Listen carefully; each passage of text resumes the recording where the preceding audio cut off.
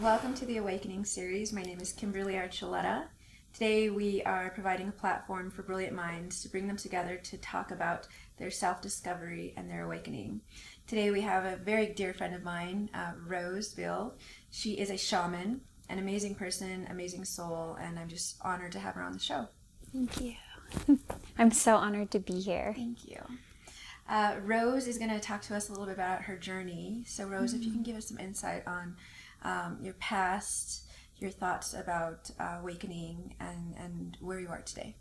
Absolutely. So growing up, I was lucky to come from a family that was full of love, and I was lucky to grow up in the country. So we were in nature all the time, and I had this special gift where I just knew that life was full of magic. And I never, ever, for 1 second faltered from that belief. And so fast forward through, almost 40 years of life, the ups, the downs, the good, the bad.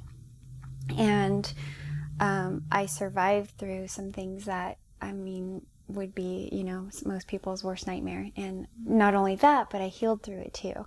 And so for me, I think my own personal awakening started when I began to dive into my own healing journey and taking responsibility for my own healing. I went to the jungle. I went straight to ayahuasca. I love it. I did 7 ceremonies. 7? One yes. right after another? Yep. Wow. One right after another. And talk about an earth-shattering, take the things that are hurting you and holding you back and just crumble them and crash them, and all of a sudden you can just fly. I love So it was remarkable. And then from there I continued my healing journey, and I started understanding more about Western shamanism, and I saw a shaman who helped me through my path. And it's the one thing that helped me heal through depression, through anxiety, through panic attacks. Today I can look back at my past and my future, where before I would cry and I would be so angry and be holding on to so much. And I could look back and I feel so free and happy and in love with life and grateful. And honestly, I am grateful because it might have been hard, but it's been incredible. So that's a little bit about my past and about my awakening. And then from there, I realized that if I could feel this great, if I could have this kind of healing happen in my own life, I wanted to do it for other people. I love that. Giving back to the community, your tribe, and then some. Wonderful, Rose. Thank you for that information. As far as the psychedelics, it's going mainstream now, more like a psychedelic revolution. Many people are really diving into this psychedelic healing and or just experience, whether it be at Burning Man or in Peru or in somebody's home in California where there's a doctor, a shaman, all the precautions to make sure everybody is happy and healthy. And it sounds like you really truly had that transformation, that awakening, when you went through these 7 trips. If you could tell us a little bit more and give us some insight on maybe your best trip and what it taught you and who spoke to you. The way plant medicine works, in my experience, is plant medicine calls you. The opportunities call you. When you ask and you say, I need a life transformation. I need to completely let go of everything that's holding me back. Then oftentimes it's going to be plant medicine or some other kind of medicine that's going to call you and say, okay, I'm here to help. And in my case, it was ayahuasca. My hardest lesson, so working with ayahuasca, I was fortunate to have, like I said, 7 ceremonies with her, and this beautiful grandmother medicine, but she's stern and she can be tough. And so the first few were very gentle, and I saw things like in the more recent past, like trouble with men just floating away like bubbles. And I'm like, oh, that was easy. I thought it was going to be hard. And then came the really hard, this is probably first dark night of the soul that I've ever had with ayahuasca, and I experienced a shamanic death. Oh, wow.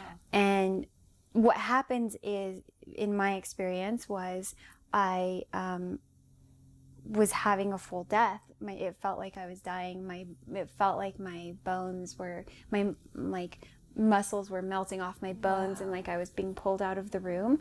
And I was trying so hard to ask for help, and I wasn't able to ask for help. And I'm like, why can I not ask for help? There's all these healers and all these people, and no one can help me because no one can hear me.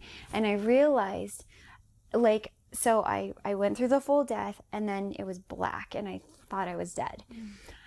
And when I woke up in the morning, first off, I was like, oh my God, I'm alive. I'm here, I'm alive.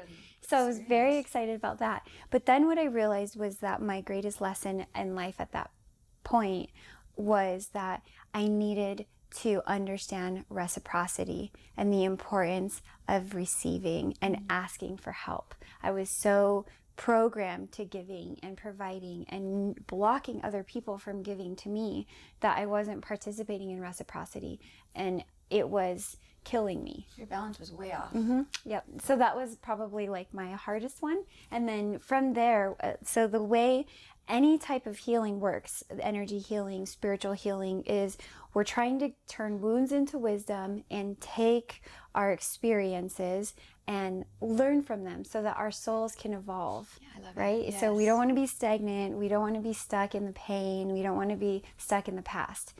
So ayahuasca is a great helper. There's a lot of other helpers as well.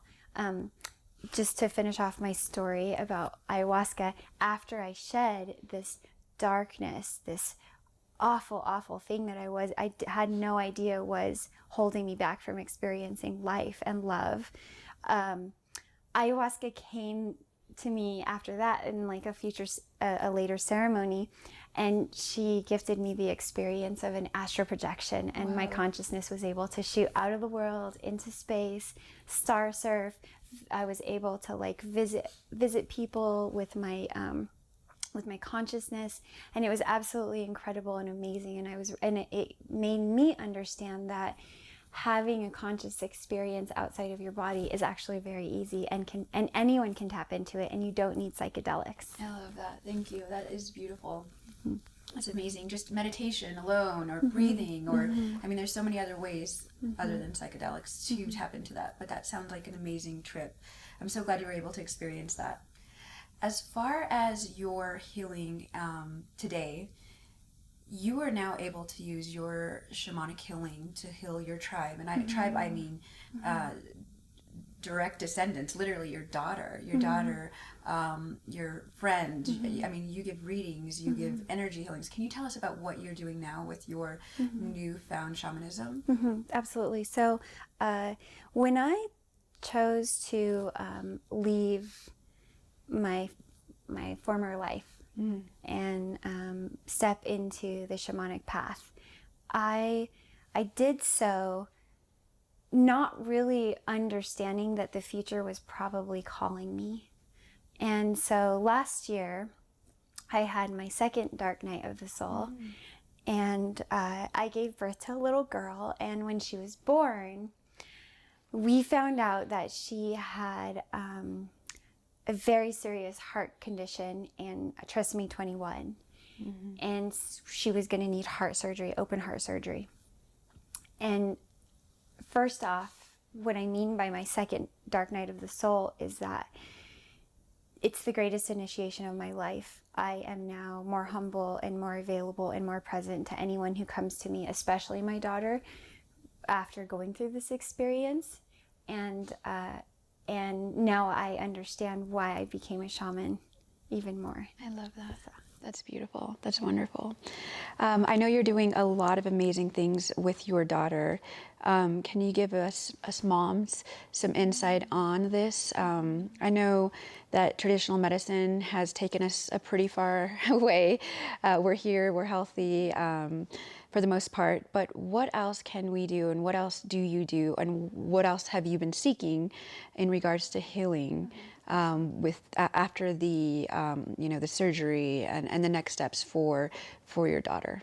So in regard to my daughter's healing path, I am advice to mothers. You don't have to be a shaman to heal your children. You don't have to be anything but who you are and a mom. You have to be a mom first. And our children are suffering today. And we know that by the statistics. I don't know, I'm really bad at statistics, but the rate of autism is just increasing so tremendously every year, and our children are suffering. So what I've learned with my daughter is that in addition to showing up for her and providing energy medicine with her, I got really lucky on that, because with energy medicine there doesn't have to be a dialogue, and so you can have a healing session with a baby because you don't have to talk. Right. So that's like very magical. But in addition to energy medicine, the things I've learned that have been the most important are touch, light touch, infant massage, calming down your own nerves so that your baby can learn how to calm down their nerves. And you're not trying to teach them. You're not trying to say, okay, I'm going to teach you how to calm your nerves. Instead, anything you want them to learn or experience, you have to embody. So that's what I've learned the most. Then the second thing is nutrition. Nutrition is so important, and I highly, highly recommend finding out what works for you in your lifestyle. But kids do not need sugar. They don't even need fruit in the beginning of their life. We need to watch out for their inflammation and help them by giving them really high nutrient food. Superfoods. I'm a big advocate of superfoods, but we can talk about that later. So then the last piece I would say when it comes to my advice to moms and healing their children is that it is a journey, and it is not, for some of us, it may not happen overnight. So what's really, really important is being able to play, being able to have fun, being able to be present and be with them. And don't look at them like they're a medical case, because they're not. It's your child. And honestly, one thing I learned recently is that when I was in a session recently for myself, I learned that I needed to be more present with Zaya, and I needed to go back to reciprocity, right? What I told you about before. I'm not the one giving her healing. We are exchanging. And so she has gifts for me, and she's providing presents for me, gifts for me, information for me, so much medicine, so much love. And so I need to be present and be able to receive that. And if I'm constantly in my head thinking, I got to heal you, then I'm not participating again in reciprocity. So it becomes a dance. Healing your children becomes a dance of love.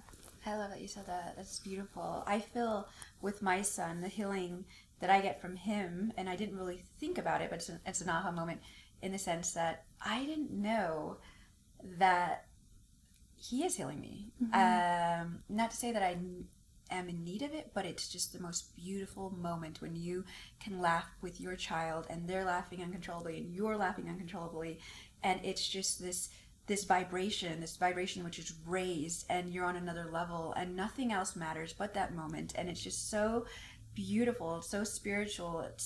It's a moment that you can have over and over and over. So yeah, that's awesome.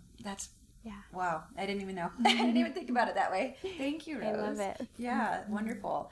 As far as your current self, what would you say to your past self as far as any advice that you'd give her? And if you wouldn't mind giving me the age in which you would be speaking to. So how old is younger Rose when you're speaking to her? Wow, there's so many different stages I would like to go back to. But let's go all the way to 7-year-old Rose. Okay. I would go back to her and I would tell her, you are right. Aww. I would say, life is magic. The world is full of magic. You had it right all along. I'm so proud of you. I love you so much. Never stop believing. That's what I would beautiful. Say. It's so true. it's almost like we are now rediscovering in our awakening and remembering how enchanted this world is, how beautiful we are, how beautiful everything is, and how amazing it is to be connected to such beauty all the time. That's wonderful, Rose. Thank you. I'd like to close up with just asking you a little bit about your future. Are you going to write a book? Are you going to, what is Rose going to do? Are you going to move to Mexico? I know you have a nice place down there where you do a lot of shaman ceremonies and you do retreats. Tell us more. Wow. For starters, I am currently working on a concept called healing circles, and I'm working with, I have the honor to be working with some renowned healers from around the world. We're going to come together and we're going to put together what looks like retreats, but also what looks like Healers Without Borders, where we can come to you. And our goal is to be able to provide mind, body, spirit, the whole package, just where somebody can come in who's dealing with anything. They could be dealing with depression and stress and anxiety, or they could be having a fatal diagnosis. And we'll come in and bring them into the healing circle, and we'll provide and love on them and give them all of our gifts. So it won't just be me, because we believe, the group I'm working with, that healing is such a whole body, I'm not body, but mind, body, spirit, emotion, everything. It's so important to hit on all those levels that having a group to be able to provide that is one of the dreams. That's huge. That's the first thing I'm working on. And then I do have a book started, but I keep slacking on that, but I am working on it. And then I guess the last piece is I am devoted to being the shaman to my tribe. And so anybody in my life who needs a reminder, or who needs to be held, or who wants to come in and get some help working through some soul lessons they might be going through, I'm here and I'm available and I'm showing up and I'm ready to be there and support the people that I love, as well as anybody else who gets attracted to my medicine. Thank you. Wonderful. Well, Rose, just to get the information out to our audience, where can we find you? TheShamanRose.com is my website. And I live here in Denver, Colorado, but I'm starting to do retreats, or I should say on location, in different locations around the U.S. and around the world. And I'm also starting to do bigger ceremony group healings, which has been very successful and powerful. And so I'm starting to do larger things like that as well. So yes, theshamanrose.com, and my email's on there, my phone number's on there, and I'm here and I'm available. And the beautiful thing about shamanic medicine, energy medicine, is that we can do remote healing. So you don't have to come to me, though I do prefer if you come, because I really enjoy working with people one-on-one, in person, without any technology. It's beautiful, and she's worked on me, and it's been amazing. I'm a testament to her spirituality and how beautiful it is in her healing process. So I really appreciate everything and who you are. You're an amazing soul. Thank you so much. Thank you, honey. I love you. I love you. Thanks.